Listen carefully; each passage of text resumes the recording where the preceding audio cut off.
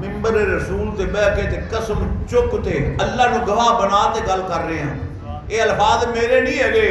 हुसैन दी गुलामी दा पटा गाले च पा, सुभान अल्लाह। बीबी फातिमा तू ज़रा दी गुलामी दा पटा गाले च पा, अली दी गुलामी दा पटा गाले च पा। जिस गल विच पंज तन दी गुलामी दा पटा होवेगा ओनू दोज़ख दी अग साड़ सकदी नहीं। दोज़ख दी अग। अच्छा मेरी गल सुनो, जिथे कोई बंदा बैठा होवे जिस पिंड च उनके नंबरदार नाल बंदा वगाड़ लवे की होवेगा? क्यों जी बाबा जी? जिस पिंड विच सरदार जेड़ा पिंड दा वड्डा सरदार है उनके नाल गवा लवो तो फिर हाँ जी सरदार नाल गवा ना, तू पिंड च बैठा है किसी वेले भी तेनू लोड़ पै सकती हो, तेनू तंग करेगा। ताकतवर है इवें ही है ना। मैनू एक तो गल दस, इत्थे पिंड की सरदारी, ये सरदारी की सरदारी है? और दुनिया की सरदारी की सरदारी है? हुसैन हसनैन पाक ते जन्नत के नौजवानों के सरदार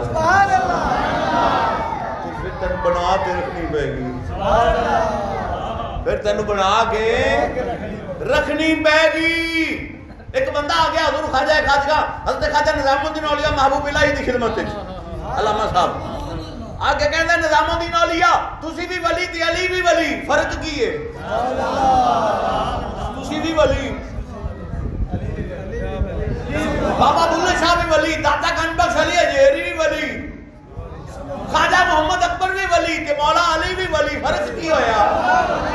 आपने फरमाया कित्थों आया? उन्हें कही फतेहपुर से। कित्थों आए? दो जने आए सन नाल, एक और सी। कित्थों आए? उन्हें कही फतेहपुर चों। ए नाल तेरे कौन है? की काम करना है? ए जी जिमीदारा। आज तेरे नाल ये कौन है? उन्हें कही जी उथों दा सरदार है, मैं इंदी जमीन मैं इंदी जमीन इंदे कोल मैं लई ठेके ते लई राखी ते जिवें भी समझ लो, पिंड दे बंदे समझ लो, मैं इंदी जमीन माना। आपने फरमाया तो तू रोटी केड़ी खाना है जी? कणक दी। तो उन्हें आख्या जिंदी जमीन लई वो केड़ी रोटी खांदा है जी? कणक दी। फरमाया वो भी कणक दी खांदा है, ये भी कणक दी खांदा है, तेरे ते उंदे च फर्क की है?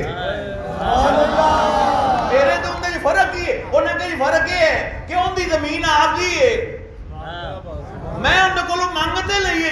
फरमाया मुड़ फैसला तो हो गया ना, अली दी वलायत आदि है, असां उनके कोलों मंगते